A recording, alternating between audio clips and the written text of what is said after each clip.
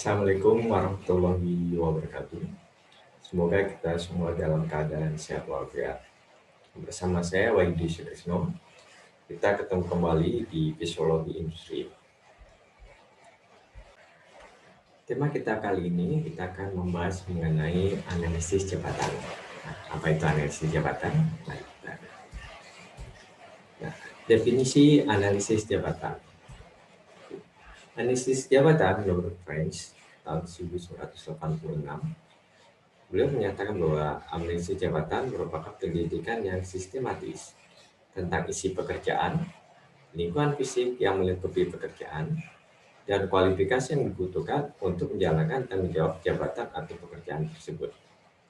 Nah, kalau dari sini kita bisa lihat bahwa ternyata analisis jabatan bukan hanya berkisar tentang pekerjaan, ya, tapi juga berhubungan dengan lingkungan fisik dan juga kualifikasi yang dibutuhkan untuk menjalankan tanggung jawab pekerjaan tersebut. Sedangkan menurut Scholar dan Jackson, ya, analisis jabatan merupakan suatu proses penguraian dan pencatatan pekerjaan-pekerjaan. Sama dengan French, kalau di French dinyatakan bahwa pendidikan sistematis, maka kalau di Scholar, beliau menyatakan bahwa proses penguraian dan pencatatan pekerjaan-pekerjaan. Jadi pekerjaan yang ada diuraikan. Nah, diuraikan satu persatu tentang isinya. Apa saja sih yang dilakukan di pekerjaan ini? Kemudian dicatat. Nah, sedang menurut Desa tahun 2015, ya, merupakan prosedur yang dilakukan untuk menentukan tugas-tugas dari suatu jabatan serta spesifikasi sumber daya manusia yang tepat untuk mengisi jabatan tersebut. Jadi menurut Dessler ada prosedur yang untuk menentukan tugas-tugas dari suatu jabatan. Di jabatan itu punya tugas-tugasnya. Nah, tugas-tugas ini kemudian dilakukan suatu prosedur. Tugasnya apa saja.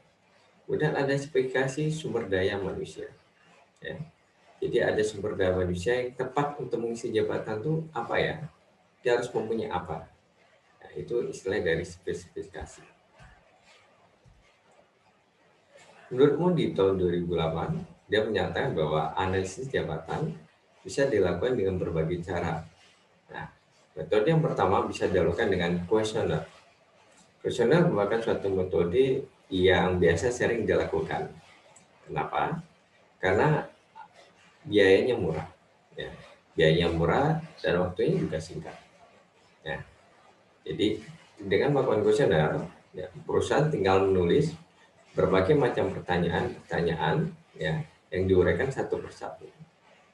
Dari situ, ya, kemudian tinggal diperbanyak, ya, dari itu tinggal diperbanyak sehingga berapapun jumlahnya, ya, berapapun jumlah orangnya, berapapun jumlah orang ada di perusahaan tersebut bisa mendapatkan kuesioner.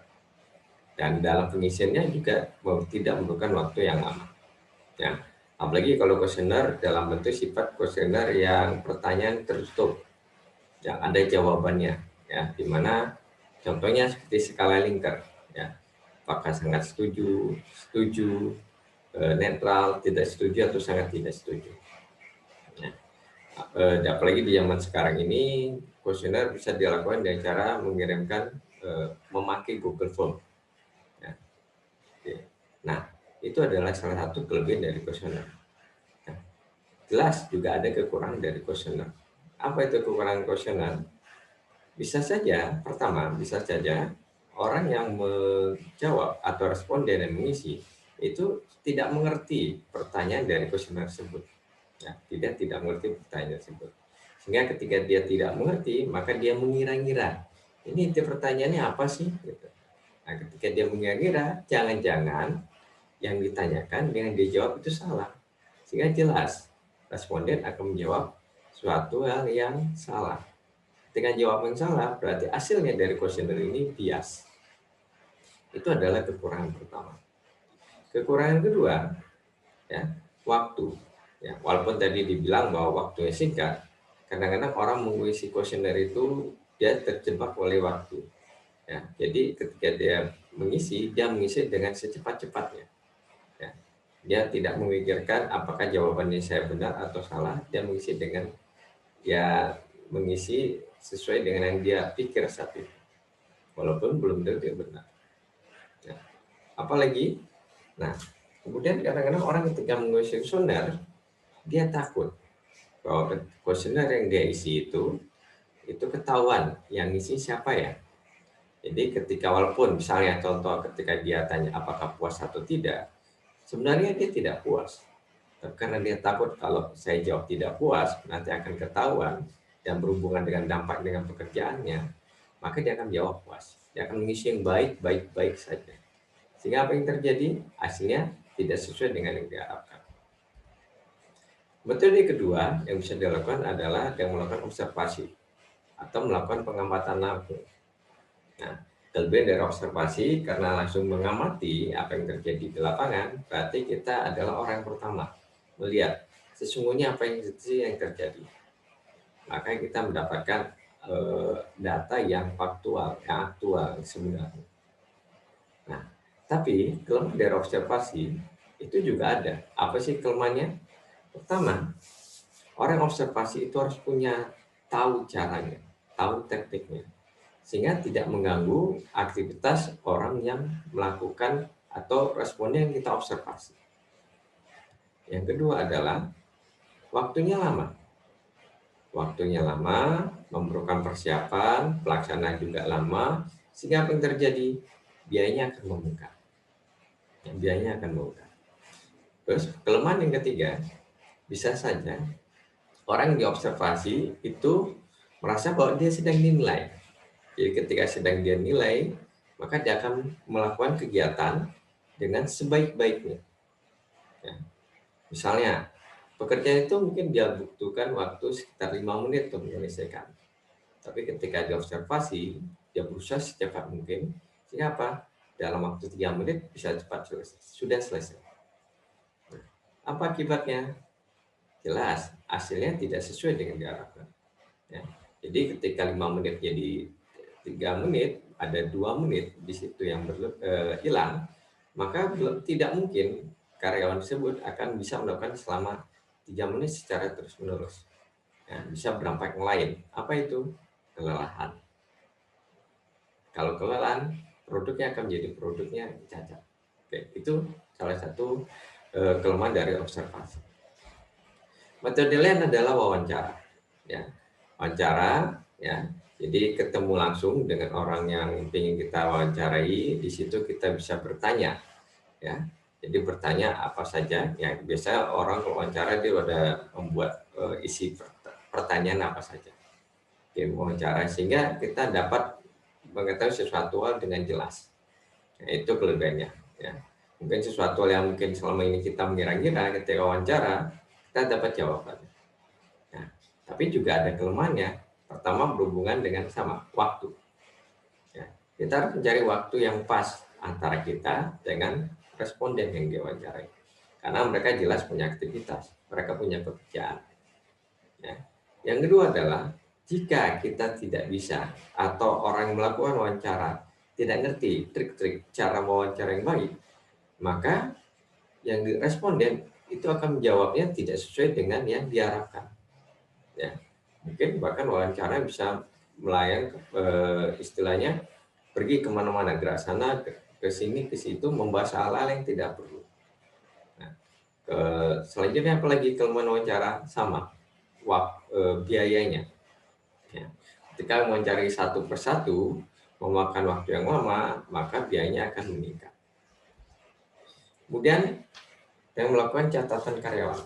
Nah, catatan karyawan ini bisa dilakukan jika memang perusahaan punya rule atau kebijaksanaan bahwa staf karyawan harus membuat catatan aktivitas apa yang dia lakukan selama ini.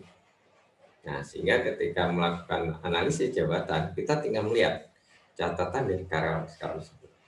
Nah, jadi sekali lagi, catatan karyawan bisa terjadi kalau memang dari awal perusahaan sudah memberikan rule atau kebijaksanaan bahwa staf karyawan harus mencatat aktivitas yang mereka kerjakan. Nah, oke. Nah, apa kelemahan dari catatan karyawan? Bisa saja namanya orang lagi kerja dia lupa untuk mencatat. Atau mungkin udah deh saya catatnya sebentar lagi aja kalau ketika pekerjaan sudah selesai. Nah, ketika dia mencatat, dia lupa, saya mau catat apa ya? Sehingga apa? Catatan karyawan hasilnya tidak lengkap. Ya, hasilnya tidak lengkap. Kemudian yang kelima adalah melakukan kombinasi metode. Ya, jadi metode dari kuesioner, observasi, wawancara, catatan karyawan itu dilakukan kombinasi. Bisa 2 kombinasi atau lebih. Misalnya yang pertama melakukan observasi dulu. Nah, dari observasi itu kemudian kita ada suatu hal yang menurut kita perlu kita tanyakan, maka dilakukan wawancara. Oke. Atau mulai dari kuesioner, kita kasih kuesioner. Dari kuesioner kemudian kita lihat ya, sesuai nggak antara pertanyaan, jawaban dengan hasil di lapangan. Setelah itu ketika tidak ada kesesuaian atau ada yang perlu ditanyakan, kita melakukan wawancara. Ya, jadi kombinasi metode bebas melakukan mana yang kita ingin kita kombinasikan antara metode-metode yang ada.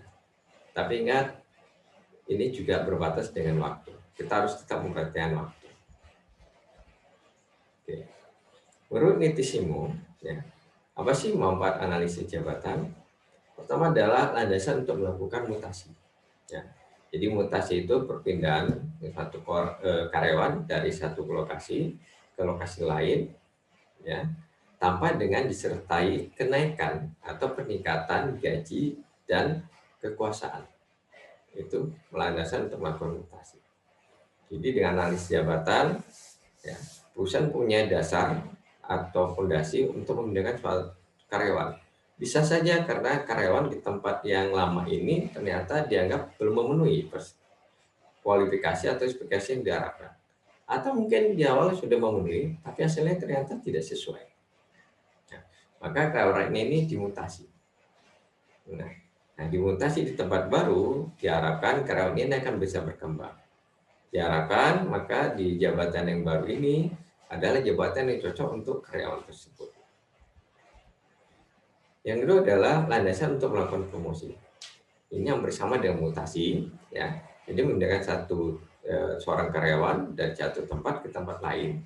Tapi bedanya di promosi, ketika dia pindah maka terjadi peningkatan gaji, peningkatan kekuasaan. Ya. Nah, kenapa manfaatnya terjadi demikian? Jadi ketika dilakukan analisis jabatan, kelihatan bahwa oh ternyata ini sesuai ini, karena ini sesuai, ya, spesifikasinya sesuai. Dia bisa melakukan melakukan pekerjaan itu dengan baik. Nah, ini cocok untuk kita naik ke atas, kita promosikan ke atas. Nah, kemudian landasan untuk melakukan training atau pelatihan. Jangan melakukan analisis jabatan, kita tahu ya uraian pekerjaan dari jabatan tersebut. Apa yang harus kita lakukan? Dari situ kita tahu spesifikasi sumber daya manusia yang cocok siapa. Nah, sehingga kita punya landasan untuk melakukan training atau pelatihan. Perusahaan punya landasan. Training atau pelatihan dibuat mulai dari atas ke bawah dan dilaksanakan dari bawah ke atas. Seorang direktur misalnya, seorang direktur itu harus punya spesifikasi apa sih? Dia punya keterampilan apa? Punya kualifikasi apa? Nah, kemudian turun ke bawah sampai ke yang paling basic. Nah, sehingga ketika basic ini, ya karyawan misalnya baru masuk, ya karyawan junior, ingin naik ke atas, maka dia perlu pelatihan apa? Ya, dia perlu training apa? Sehingga dia punya kemampuan apa? Sehingga dia bisa naik ke atas. Misalnya mungkin dia perlu kalian, misalnya K3 untuk keselamatan kerja. Makanya dia ikut harus training dulu K3 untuk naik. Atau dia harus ikut pelatihan misalnya Six Sigma. Six Sigma juga ada kualifikasinya, sampai adalah black belt. Ya, itu contohnya. Kemudian landasan untuk melakukan komunikasi. Ya, dari analisis jabatan kita tahu pekerjaan yang dilakukan itu bagaimana, ya, kompleksnya, beratnya, dan lain-lainnya. Sehingga kompensasi apa sih yang cocok buat mereka? Ya. Apakah misalnya mungkin sebagai seorang sales dia tidak kita kasih gaji tetap, tapi kita gaji dalam bentuk bonus. Ya. Semakin besar yang dia dapatkan, semakin besar bonusnya. Ya. Nah, itu contoh dari kompensasi. Atau mungkin dibutuhkan transportasi, ya, karena kegiatan yang besar, ya, uraiannya mobile, maka kita kasih kompensasi dalam bentuk transportasi. Kemudian landasan untuk melakukan syarat lingkungan kerja. Nah, ya, tadi analisis jabatan bukannya pekerjaan, tapi berkaitan dengan lingkungan kerja. Maka ketika lakukan analisis jabatan, perusahaan tahu, nah, lingkungan kerja yang baik untuk karyawan saya seperti apa ya? Bagaimana supaya karyawan saya di lingkungan itu dia bisa bekerja dengan optimal, dia bisa bekerja dengan maksimal. Nah, contoh yang paling bagus untuk lingkungan kerja yang baik adalah perusahaan Google. Ya, jadi Google itu terkenal sebagai perusahaan yang punya kantor yang, ya, istilahnya ramah bagi karyawannya. Ya, jadi di situ bukan hanya ada tempat kerja, ya, tempat kerja juga dirancang dengan sedemikian rupa sehingga menarik, tapi dengan didukung oleh fasilitas lain. Contohnya apa? Contohnya didukung oleh misalnya ada tempat fitness, ya, jadi karyawan boleh fitness, kan, ya. Bukannya fitness yang disediakan, tapi juga disediakan misalnya vitamin untuk fitness tersebut. Nah, untuk karyawan cewek ada disediakan salon, mereka boleh nyalon di sana.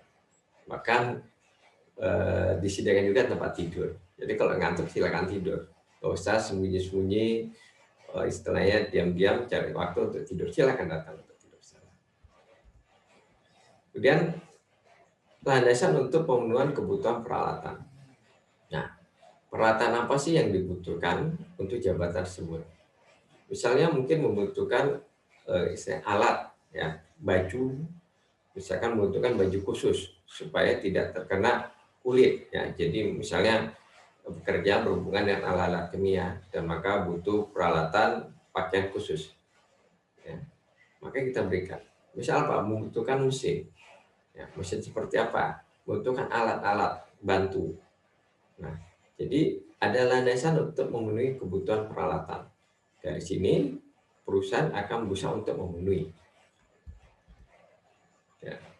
Nah, elemen analisis jabatan mulai dasar. Jadi analisis jabatan itu akan terbagi menjadi dua, deskripsi jabatan dan spesifikasi jabatan. Nah, kalau kita lihat di grafik ini, ya, oke. Jadi dari analisis jabatan turun ke bawah menjadi deskripsi dan spesifikasi jabatan. Dari deskripsi dan spesifikasi jabatan akan mengalirkan 4 hal. Pertama ada keputusan berkaitan dengan rekrutmen dan seleksi. Ada keputusan berkaitan dengan penilaian kinerja, ya. Kemudian ada keputusan tentang evaluasi jabatan yang berhubungan dengan kompensasi, ya, gaji, uang lembur, bonus, ya. Kemudian ada berhubungan dengan kebutuhan pelatihan. Nah, kita masuk satu persatu. Pertama berhubungan dengan deskripsi jabatan. Deskripsi jabatan merupakan sebuah pernyataan tertulis tentang apa yang harus dilakukan oleh pekerja, bagaimana orang itu melakukannya, dan bagaimana kondisi kerjanya. Jadi deskripsi jabatan itu kalau kita lihat definisi ini ada pernyataan tertulis. Ya, jadi bukan hanya di dalam pikiran, bukan hanya dalam angan-angan, tapi juga ditulis.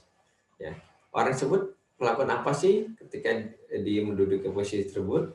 Ya, misalnya sebagai seorang manajer, ya, sebagai manajer, misalnya manajer produksi, apa yang dilakukan oleh seorang manajer produksi? Dan bagaimana manajer produksi itu melakukannya? Dan kondisi kerja seperti apa yang bagus untuk manajer produksi? Ya. Milestone adalah pernyataan tulis, ya, ini definisi juga tentang deskripsi jabatan, merupakan pernyataan tertulis yang menjelaskan mengapa pekerjaan itu ada, apa yang dilakukan pemegang pekerjaannya, bagaimana mereka melakukannya, dan dalam kondisi apa pekerjaan tersebut dilakukan. Jadi definisinya hampir sama dengan DSR. Tapi tinggal di sini adalah perbedaannya mengapa pekerjaan itu ada. Jadi varian itu tidak muncul-muncul ada. Nah, ya. Pekerjaan itu memang ada karena memang dibutuhkan oleh perusahaan. Ya. Membuat deskripsi jabatan menurut Priyansa 2016 adalah memberikan pedoman atau aturan terperinci untuk pencarian dan penyaringan pekerja. Dari deskripsi jabatan ini, maka ada aturan atau pedoman. Oke, perusahaan ingin nyari pekerja. Oke, nyarinya di mana sih ya?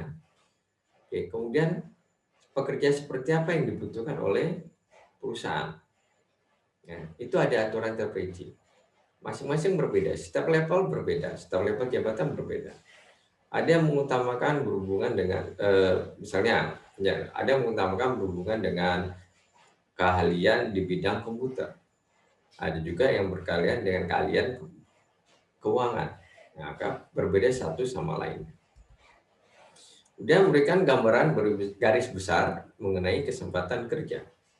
Ya, dengan ada deskripsi jabatan ini, karyawan atau calon karyawan bisa tahu, oke, ini kesempatan kerja saya itu bagaimana ya? Dia akan bisa melihat. Jadi ketika karyawan lihat, dia akan tahu bahwa, wah, saya bisa ini promosi, misalnya. Contohnya gitu. Kenapa? Karena ada kesempatan buat saya dari deskripsi yang dia baca. Dia memberikan dasar untuk program pelatihan. Ya, dari deskripsi jabatan ada program pelatihan. Ya, jadi bukannya pelatihan saja, tapi program pelatihan apa yang akan diikuti. Ya, program pelatihan yang secara terstruktur mulai dari bawah sampai atas yang tadi sudah saya bilang. Ya, dan jelas program pelatihan ini program pelatihan yang spesifik. Ya, misalnya kalau dia sudah memang fokus di bagian keuangan, maka program pelatihannya ya program pelatihan berkaitan dengan keuangan. Oke. Ya, tapi jelas juga ada misalnya pelatihan-pelatihan lain yang berhubungan secara langsung maupun tidak langsung yang bisa menunjang. Misalnya apa? Misalnya ya program pelatihan berhubungan dengan komunikasi. Ya. Ya. Bisa saja dia adalah seorang manajer keuangan, tapi dilatih ada berhubungan dengan communication skill. Ya. Keterampilan untuk berkomunikasi. Ya, karena manajer keuangan untuk menjelaskan berhubungan dengan keuangan, dia harus menjelaskan dengan secara sederhana. Ya, dan sampai yang dijelaskan bingung, ya, atau bahasanya terlalu tinggi. Ya, sama dengan misalnya manajer produksi, ketika dia punya ide untuk melakukan suatu hal, dia harus bisa menjelaskannya secara sederhana. Nah, tadi ada namanya apa? Communication skill. Maka dibuatlah pelatihan tentang komunikasi. Kemudian memberikan sistem penilaian jabatan dalam administrasi upah dan gaji. Nah, dengan deskripsi jabatan, ada penilaian jabatan. Dari penilaian jabatan, ada berhubungan dengan upah dan gaji. Kemudian memberikan syarat untuk pencalonan pekerjaan. Ya, jadi bilang ada kalimat dari deskripsi tadi bahwa mengapa pekerjaan itu ada. Nah, jadi ketika deskripsi jabatan, kita akan lihat ke depannya apakah pekerjaan itu bisa diadakan atau bisa ditiadakan. Ya. Atau bagaimana pekerjaan itu bisa disederhanakan. Ya. Kalau pekerjaan disederhanakan berarti ada waktu yang bisa dihemat. Waktu yang dihemat berarti ada tambahan, ya, ya, ada pengurangan biaya atau tambahan income atau pengurangan biaya. Kemudian prinsip dari jabatan, ya, menurut Priyansa, pertama harus sistematis. Ya, terdiri dari sejumlah komponen tertentu yang mempunyai fungsi dan tersusun dalam tata hubungan keorganisasian membentuk sistem. Jadi harus secara sistematis. Komponen-komponennya tersusun satu sama lain. Yang kedua, jelas. Isi dari deskripsi jabatan itu jelas. Ya, terang, gamblang, dan tidak meragukan.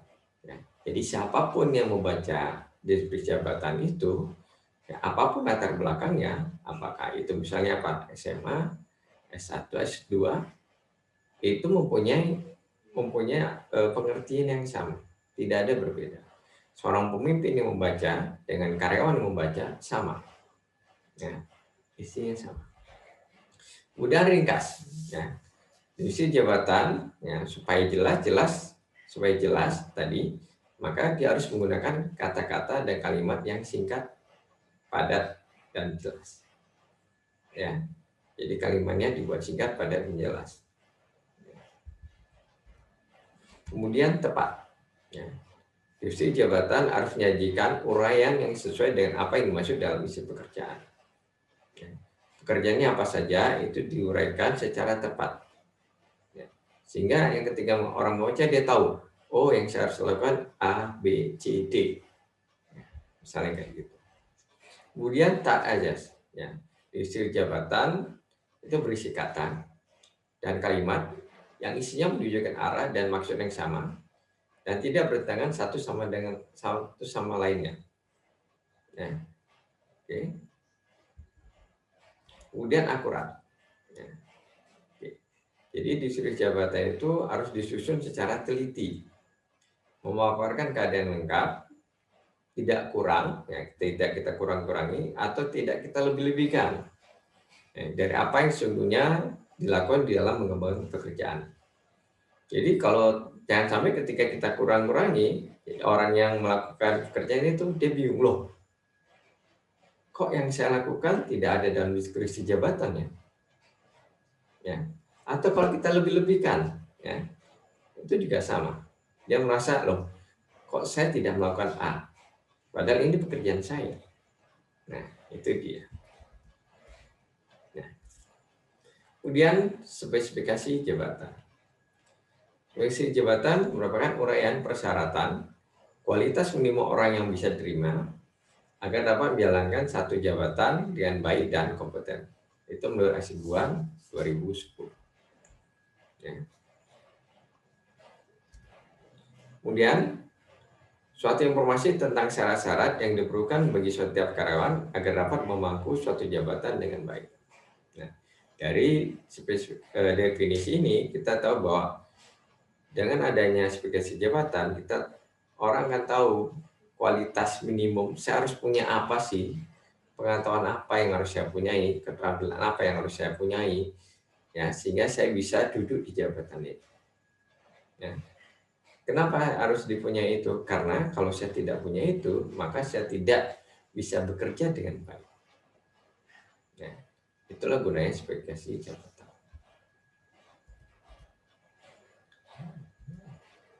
Manfaat dari spesifikasi jabatan pertama adalah dasar untuk melakukan evaluasi jabatan. Ya. Jadi ketika ada spesifikasi jabatan, maka kita tahu bahwa jabatan ini spesifikasinya seperti ini. Maka orang yang ada duduk di sana sudah sesuai atau tidak. Sudah adalah dasar menentukan standar kinerja pegawai.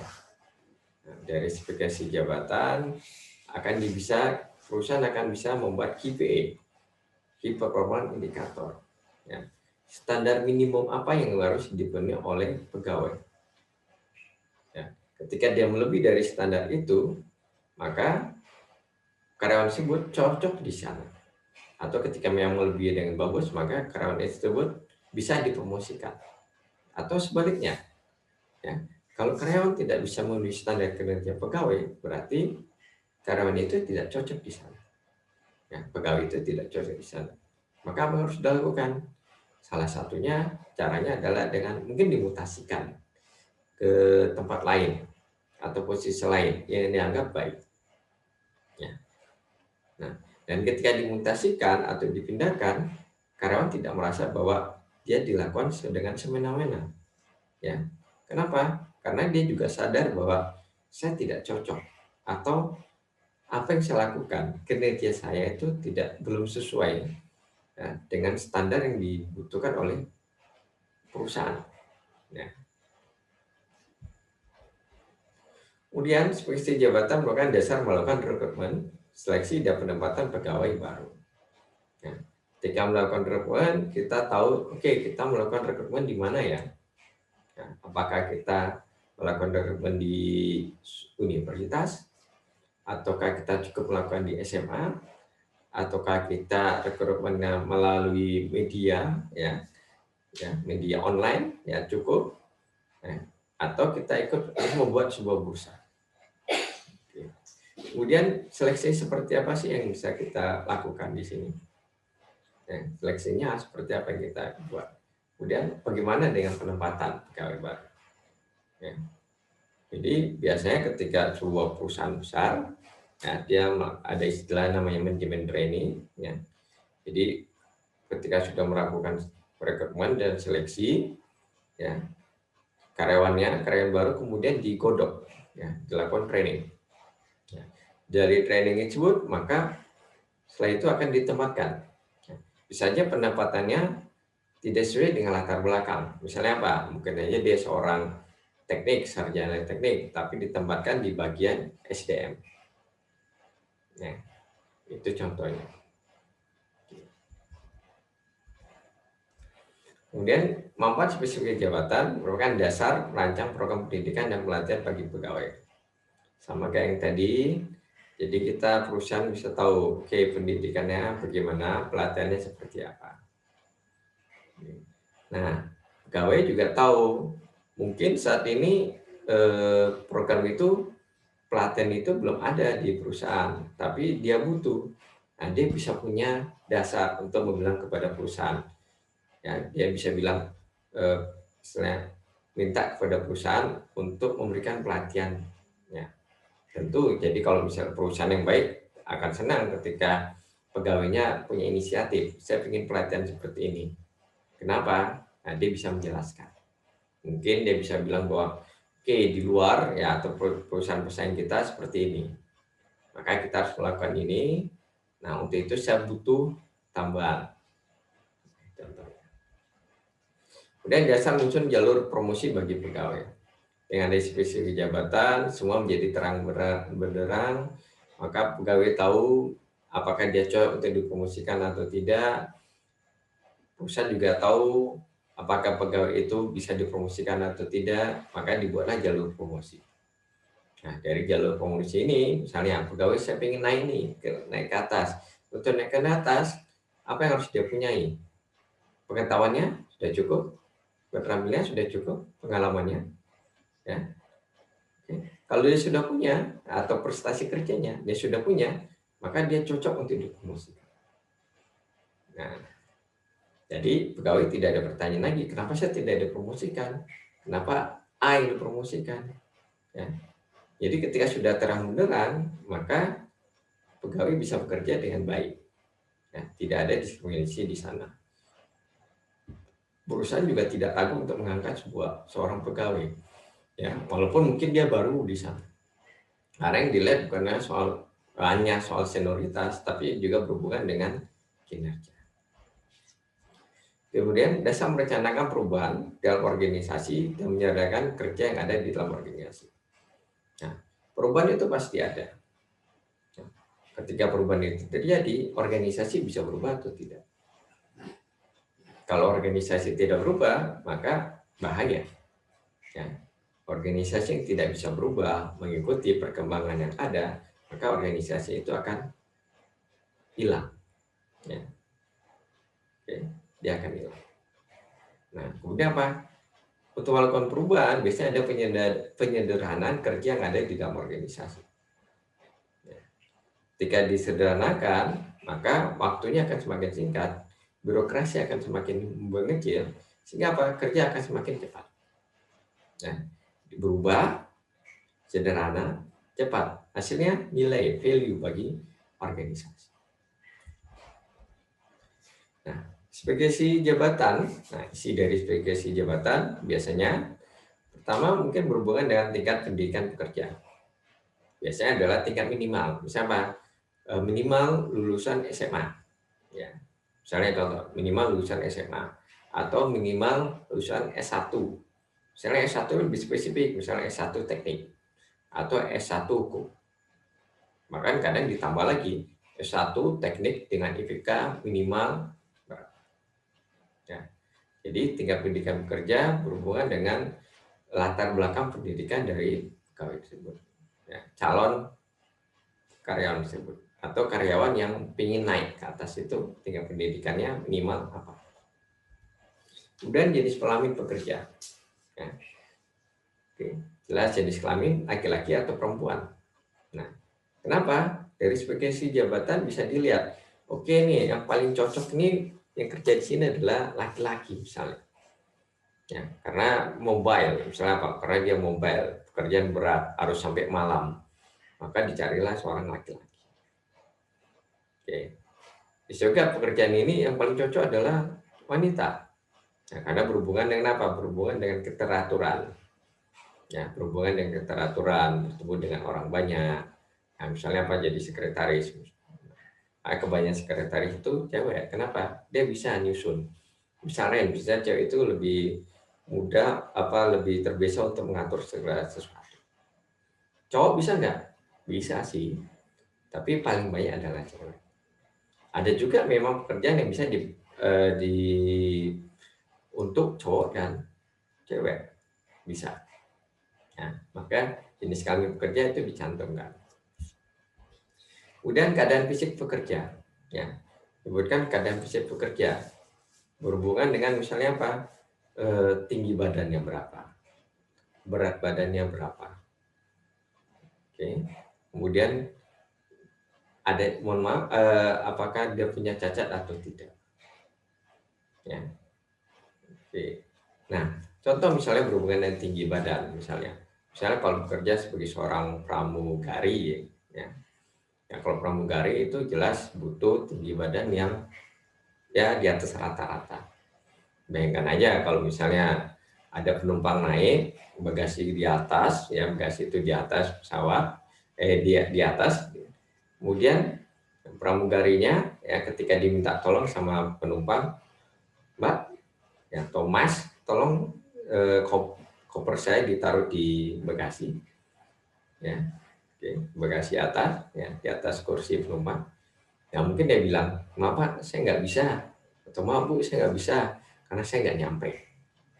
Nah, maka keadaan fisik bekerja itu mempengaruhi. Ya. Kemudian pengetahuan dan kecakapan pekerja.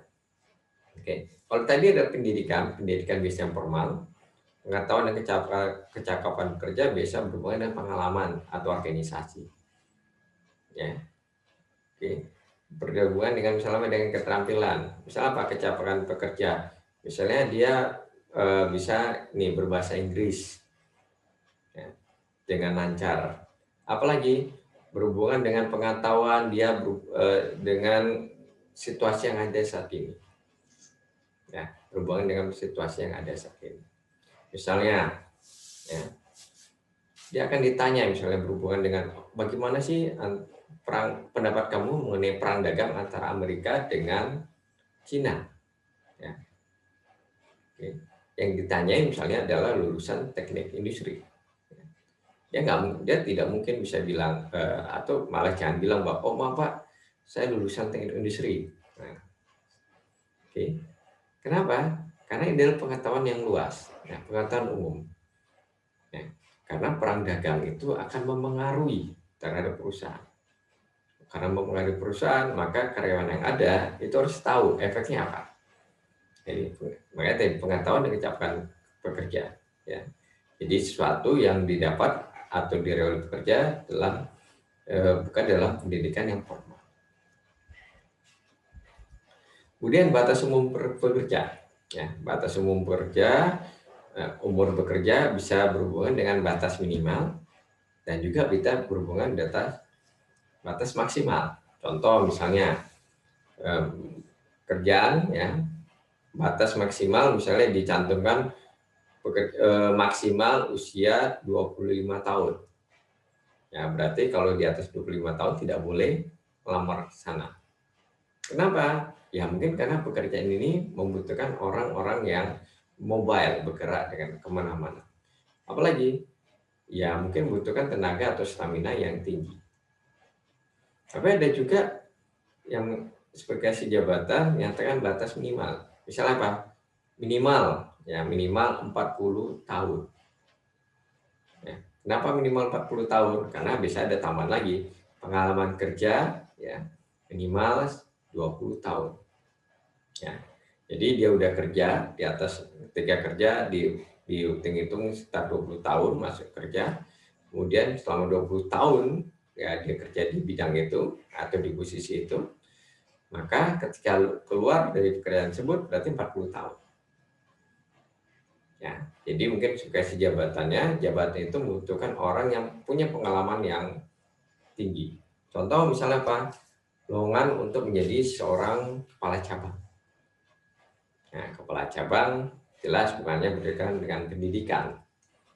Nah, karena hampir tidak ada nama pendidikan kepala cabang, tapi lebih kepada apa? Pengalaman. Nah, pengalaman yang ada di situ. Maka dianggap kalau orang sudah jadi kepala cabang selama 20 tahun, maka dia punya pengalaman cukup untuk menghadapi tantangan yang ada di sana. Berhubungan dengan segala macam, berhubungan dengan karyawannya, berhubungan dengan konsumen, berhubungan dengan peraturan pemerintah, dan lain-lain. Kemudian ada spesifikasi berhubungan dengan udah nikah atau belum. Ya, oke. Ada yang mensyaratkan belum nikah. Ya. Kenapa belum nikah? Karena mungkin dirasa bahwa ini sama kayak tadi. Ya, dia harus tidak berada di satu tempat. Mungkin saat ini dia ditempatkan di Jogja. Mungkin nanti dia suatu kemudian akan pindahin lagi ke Jakarta. Ya, atau pindah lagi kemudian kemana? Ke Aceh misalnya. Nah, jelas butuh orang yang gampang untuk dipindahkan. Kalau sudah nikah kan jelas dia akan tanya dulu sama istrinya. Istrinya oke, kalau udah punya anak, anaknya udah sekolah, susah. Nah, oke. Kalau misalnya, oh bisa Pak ditinggalin. Oh ya, kalau ditinggalin sih bisa, tapi kemungkinan mempengaruhi nggak dengan fisiologis dari pekerja. Nah, maka kadang bilang diminta yang belum nikah. Biasanya kalau belum nikah ini untuk orang lulusan baru atau pegawai baru yang masih muda, yang masih junior. Ada juga yang mencari yang sudah nikah. Nah, alasannya karena ketika dia sudah nikah, maka dia lebih tenang di situ dan dia tidak mikir untuk tempat lain, untuk cari posisi lain, tidak terlalu ngebet ke sana. Ya. Jadi mungkin pekerjaan ini membutuhkan mental yang orang-orang yang sudah nikah, yang sudah istilahnya stay di sana. Kemudian minat pekerja. Ya. Minat pekerja misalnya apa? Minatnya adalah berminat untuk di bidang marketing. Hobi saya adalah untuk jualan. Hobi saya ketemu dengan orang banyak. Itu disebut dengan minat pekerja. Atau minatnya di bidang pengembangan IT. Itu minat. Ya. Jadi ini ada termasuk dalam spesifikasi jabatan. Kemudian emosi dan temperamen pekerja. Itu juga dimasukkan. Ya, misalnya apa? Saya orangnya disiplin. Ya, disiplin, suka bekerja keras, kemudian jujur, itu emosi dan temperamen pekerja itu dimasukkan ke sana. Ya, oke. Tujuannya ya nanti apa? Ya bisa saja semua orang menuliskan yang bagus-bagus. Nah, tapi setidaknya nanti akan ada istilahnya seleksi lagi, ya. Misalnya apa? Yang diwawancara. Di wawancara akan ketemu atau psikotes itu akan ketemu. Kemudian pengalaman bekerja. Ya. Pengalaman kerja ya, berapa lama? 1 tahun, 2 tahun, 3 tahun, atau 5 tahun kayak tadi, atau 10 tahun. Ya. Pengalaman kerja biasanya dibutuhkan untuk posisi-posisi di mana bukan hanya pendidikan, pengetahuan penting di situ, banyak keterampilan, tapi berhubungan dengan keseluruhan. Biasanya berhubungan dengan manusia yang ada di sana. Ya. Seperti tadi karyawannya kah, suppliernya kah, distributornya kah, ya, berhubungan dengan pemerintah kah, dan nah itulah tadi pembahasan kita mengenai analisis jabatan. Saya cukup sekian, demikian dari saya akhiri. Assalamualaikum warahmatullahi wabarakatuh.